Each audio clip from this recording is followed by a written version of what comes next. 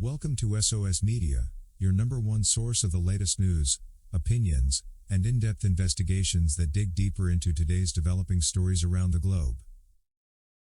The bandwagon effect is a psychological phenomenon where people tend to adopt certain behaviors, beliefs or trends because they see others doing the same, rather than because of any intrinsic value or merit. Essentially, it's the idea of jumping on the bandwagon, joining the prevailing opinion or trend because it seems popular or widely accepted. The human brain uses shortcuts known as heuristics to make decisions more efficiently. One of these shortcuts is looking at what other people are doing.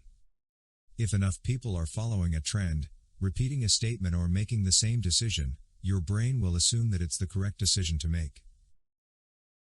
However, one bad side of this bandwagon effect remains the fact that it can lead to conformity and herd mentality, where individuals may suppress their own opinions or critical thinking in favor of going along with the crowd. Several individuals, including peers and the alleged victim, started accusing and criticizing R. Kelly because they saw others doing so, without necessarily having personal evidence or valid reasons for their accusations. Given R. Kelly's position and status in society, the initial accusations against him triggered a cascade of additional accusations as others jumped on the bandwagon, then influenced by social pressure from the Me Too movement, the desire to fit in and the assumption that if others are accusing R. Kelly then there must be some truth to it.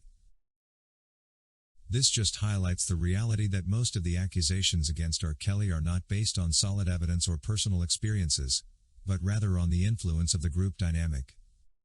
It is also clear that the judges entrusted with the solemn duty of dispensing justice for R. Kelly have not been immune to the fragile influences of human psychology, including the bandwagon effect. In the several R. Kelly court proceedings, including the recently concluded Illinois appeal proceedings, the judges have found themselves swayed by various factors leading to decisions that are influenced more by external pressures or prevailing opinions than by a meticulous analysis of the facts and the law. One such influence is the precedent bias, where the judges felt compelled to follow established legal precedents or the decisions of their peers, even if those precedents were not be entirely applicable to the R. Kelly case at hand. Additionally, we can see that the weight of public opinion and the media exerted a powerful force on judicial decision-making in this high-profile R. Kelly case that captured the public's attention. Needless to say, just as detailed in R. Kelly's appeal briefs, these pressures to align with perceived public sentiment led the judges to prioritize popular expectations over the rigorous application of legal principles. All through R. Kelly's court proceedings, confirmation bias has been another cognitive phenomenon that affected the judges as they subconsciously sought out evidence that confirmed their preconceived notions and aligns with the prevailing narrative, while overlooking contradictory evidence. We should also be aware that the dynamics of the legal profession and the courtroom environment created social pressures and group dynamics that influenced individual judgments. The judges handling the R. Kelly cases found themselves influenced by the opinions and behavior of their colleagues, leading to decisions that conformed to the perceived consensus within the legal community. For us who support and believe in R. Kelly's innocence have remained optimistic since Bonjean asserts that cases where there are concerns about biased decision-making or where the integrity of the judicial process is in question can be appealed to higher courts, including the Supreme Court here in the U.S. The Supreme Court typically serves as the final arbiter of legal disputes and has the authority to review lower court decisions, to ensure that they are consistent with the law and uphold constitutional principles. When appealing to the Supreme Court, Jennifer Bonjean will typically argue that the lower court's decisions were influenced by factors such as the bandwagon effect, prejudice and the other forms of bias that compromise the fairness or impartiality of R. Kelly's court proceedings. Bonjean will definitely present the legal arguments and evidence to support their claim that the lower court's decision was erroneous and unjust. We pray that the Supreme Court will find merit in Bonjean's submissions and review the case to confirm that there were errors of law and procedure that warrant intervention. This review may typically involve re-examining the record of the lower court proceedings, hearing oral arguments from both R. Kelly and the government and considering relevant legal precedent.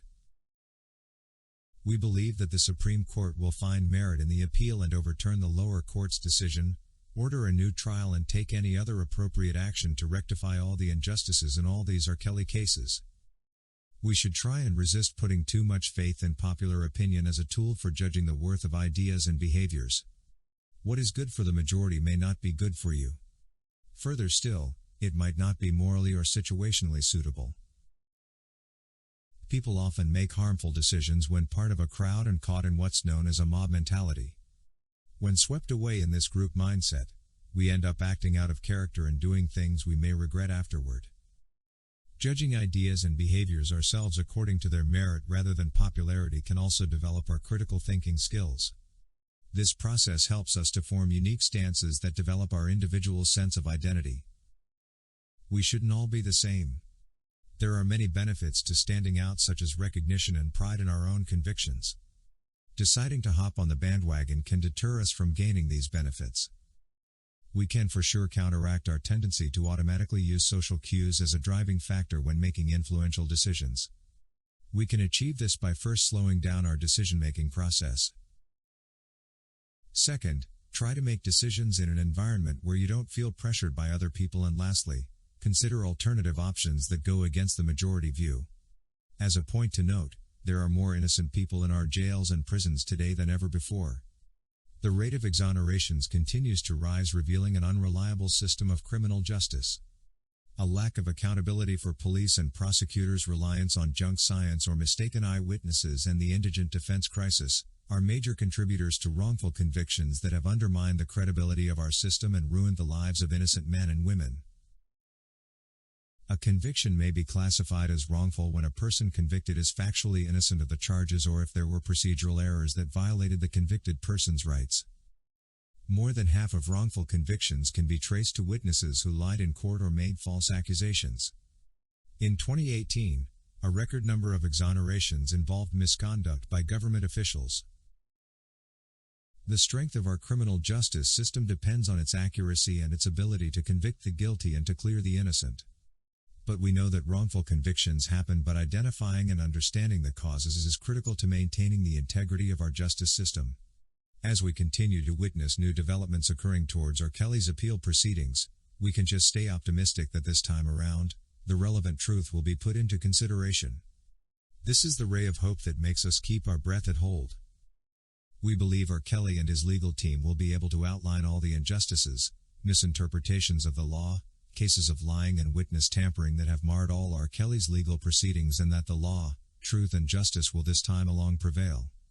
It has been a long wait, and we can't wait any longer to see R. Kelly regain his deserved freedom. Thank you for watching today's video, brought to you by SOS Media. If you haven't subscribed to our channel yet, please subscribe, and hit the bell icon so you never miss any of our videos. Also remember to leave your comment about today's topic in the comment section below.